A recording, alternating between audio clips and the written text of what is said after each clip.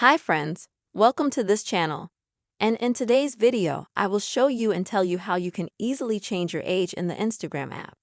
Friends, please subscribe to our channel, be sure to put your likes, and also don't forget to write your comments at the end of the video.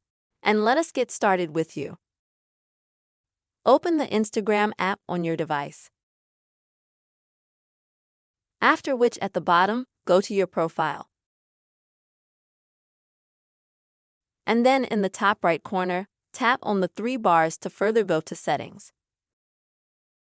And in Settings, you'll need to go to the Meta Account Center. And then select the Personal Information section. And here you'll be able to find birthday. Click on it. Next, Change. And here you will be able to easily change the date, month, and also the year of your birth. After you have made the changes that you want to make, click Save.